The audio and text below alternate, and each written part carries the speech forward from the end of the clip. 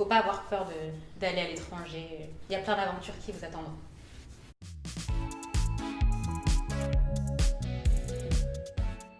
Coucou, c'est Télia pour USAID. Je suis chanteuse, compositrice, interprète.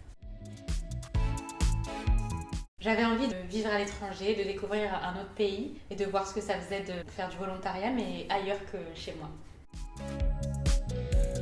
Je suis partie 2 mois en Grèce et 5 mois au Danemark. Je suis partie dans le cadre du Corps européen de solidarité. C'est un petit peu comme un service civique, mais européen, où on part à l'étranger une certaine durée. Du coup, je suis partie en tout 7 mois. Créer et organiser des ateliers et événements sur un campus universitaire. J'ai organisé des soirées festives, des soirées cinéma, j'ai animé des ateliers de yoga, de relaxation, de poterie, peinture, un peu de tout. Tout ce qui me passait par la tête. Je connaissais le service civique et j'en avais déjà fait un à Paris et j'avais envie de voyager aussi à l'étranger. Du coup, j'ai regardé quelles étaient les options de volontariat à l'étranger et je suis tombée sur le site du Corps européen de solidarité. J'avais très peu d'appréhension. J'appréhendais peut-être un petit peu comment les gens avec qui j'allais vivre allaient être ou quel genre de travail j'allais faire, mais c'est tout.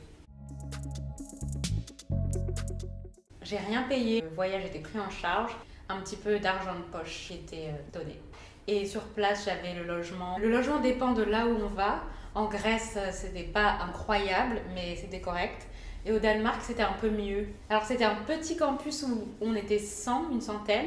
On avait chacun du coup une chambre. Certains étaient en coloc à 2 par chambre. Il y avait des buffets plusieurs fois par jour. Ce qui est bien avec la vie en campus, c'est qu'on rencontre beaucoup de gens. Et comme on vit tous ensemble, tous les jours, à 100, tu crées vraiment des liens forts et intenses.